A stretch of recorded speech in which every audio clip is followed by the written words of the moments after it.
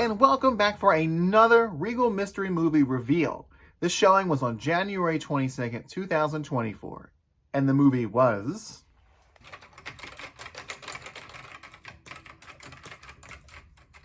Land of Bad. When a Delta Force team is ambushed in enemy territory, a rookie officer refuses to abandon them. Their only hope lies with an Air Force drone pilot as the eyes in the sky during a brutal 48-hour battle for survival.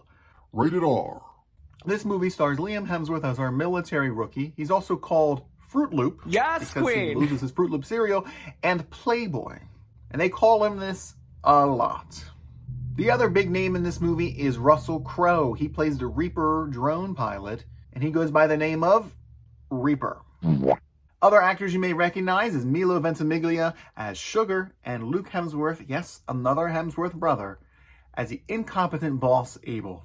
Basically, this movie follows a small military team as they try to rescue an asset. Reaper, played by Russell Crowe, flies a Reaper drone, which provides geographical data, enemy locations, and some limited firepower. Very quickly, the mission takes a turn for the worse, and that's when most of the action in the movie takes place. Unfortunately, most of that action is very run-of-the-mill. It's not a very exciting movie. In fact, within the first 15 minutes, I could already predict exactly what was going to happen and exactly who was going to save the day. Surprise. Some of the fight scenes were okay. There were a couple little camera moves that were kind of creative, but for the most part, it was just boring and unrealistic. For example, there's a character that gets smashed in the jaw with a hammer, and they're talking perfectly fine just seconds later, even though they spit out a couple of their own teeth. But my main gripe with the action in this movie is how much of it is shown in slow motion. Almost every single explosion is in slow motion. Every time a character is running and shooting, slow motion. It was really insane the amount of slow motion that was going on in this movie. There's probably more slow motion in this movie than the entire Matrix quadrilogy. It happened so much that you could even hear the audience sigh every time there was an action scene because you knew it was going to be in slow motion. And this over-reliance on slow motion really cheapens the entire movie's action feel. The characters you meet throughout the movie are all pretty much one-dimensional. You got the military dude bros that don't like other dude bros. You got the military dude bros who completely ignore safety protocols so they can watch a basketball game.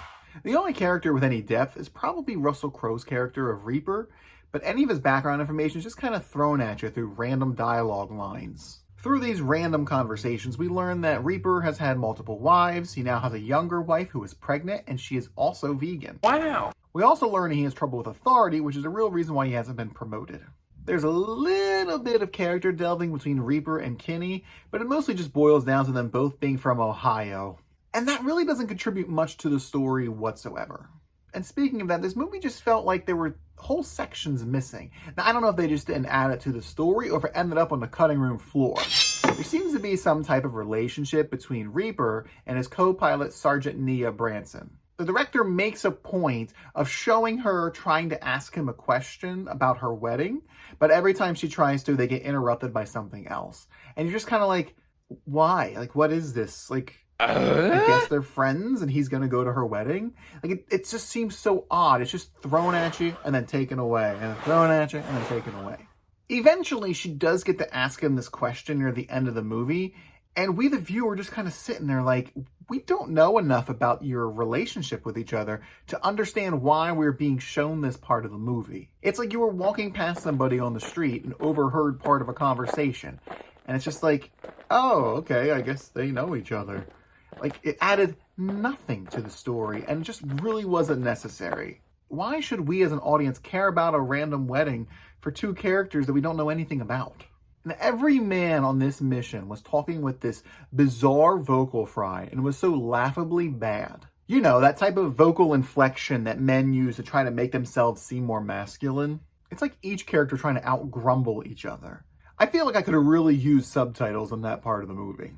The only scene that I liked that felt like it had some forethought was a scene that occurred after Reaper was taken off his 18-hour shift as being the pilot of the Reaper drone. Now, it may sound weird, but he goes grocery shopping.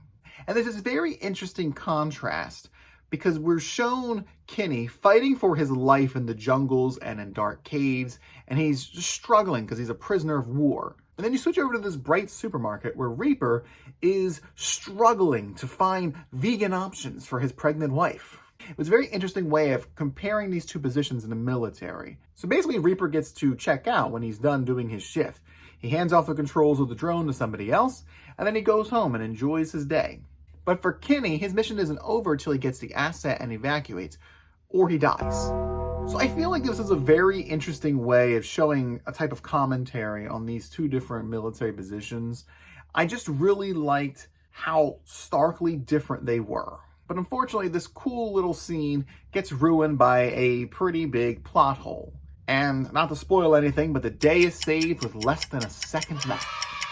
If you like military movies, you'll probably enjoy this movie as well. It hits all the traditional military movie tropes, but doesn't really bring anything new to the table, unless you're starving for slow motion.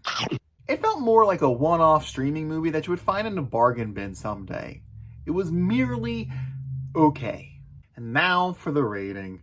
For me, I'd probably give it about a 4 to 4.5 out of 10. It was bland and predictable, and it was just the story of an unrealistic military operation with way too much slow motion. Now, I'm not usually a fan of modern military movies anyway, just because of the propaganda-esque nature that they usually have. But if that doesn't bother you, you may like this movie. So did you see the Regal Mystery Movie, Land of Bad?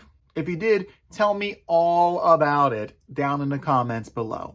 And please remember to like, comment, and subscribe for more hard-boiled manly content just like this. Hoorah! Ha ha